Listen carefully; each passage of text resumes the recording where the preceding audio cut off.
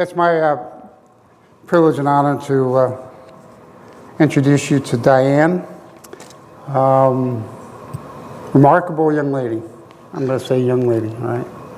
So this is Diane. She's going to tell you a little bit about what she does, and then she has me something to read for her as well. I have cerebral palsy, so it's a little hard to understand me. All right, go ahead. Just okay. stand close. Okay. It won't hurt you. I found your church because your neighbors over here once helped me out, and they wanted me to know about your bread program and what you do. They were a big help to me at one time, and they thought that your church might be able to spread what I'm trying to do. Okay. All right, well, I'll finish reading. Okay. All right, I'm sorry. And this is what she wrote. Okay. And she spoke at the ladies' Bible study last week, Yeah. which was kind of cool. Hello and God bless you all. My name is Diane Silviotti. I normally worship God at St. Anthony's Church in Easton.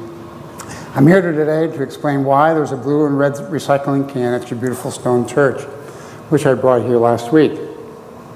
The recycling can has a self-explanatory sign and goes into detail on what I'm trying to accomplish and how God called me to be His special servant to help others with my same disability, which is cerebral palsy. The sign reads, "Cans for Diane." I am Diane. I was born in 1952. Well, same year I was born. 52. Cool. With cerebral palsy, which is brain damage from a lack of oxygen at birth. Despite my disability, I graduated college and was a news assistant writer for the Morning Call for 8 years.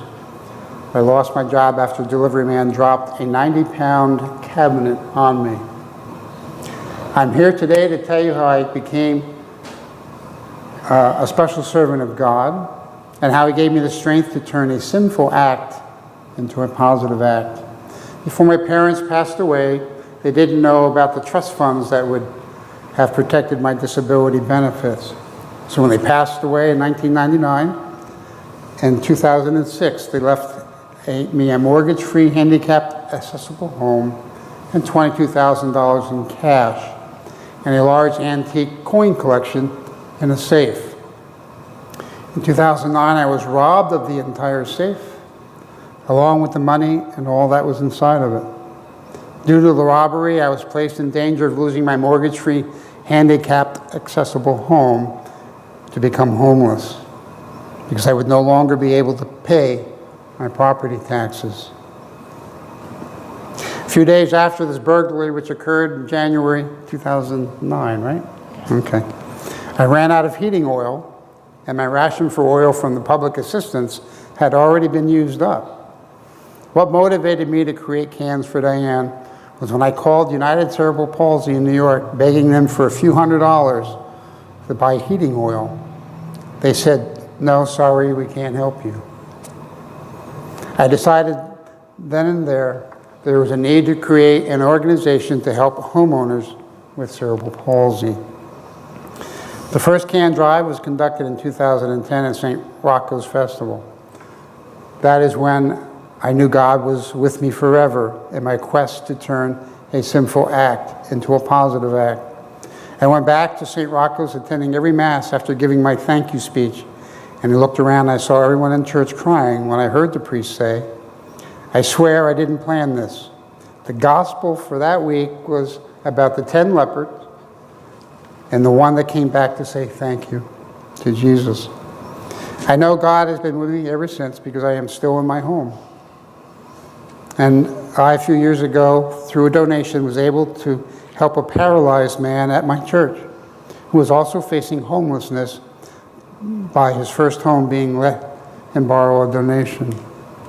I'm also planning on testifying in Harrisburg for the bill that will end school tax because I have been an advocate against that for years. So far, your church here, $5 in cans were raised, and I got $30 donation and an $8 donation. For every donation I receive, I write a check out to the amount to the courthouse for the taxes. I owe $25,000 in overdue school taxes to Wilson Borough. I pay $100 a month towards the $25,000, which allows me to live in my home. I hope someday I can turn Cans for Diane into a nonprofit to help others in my same situation. But I need 12 willing people to be on the board of directors.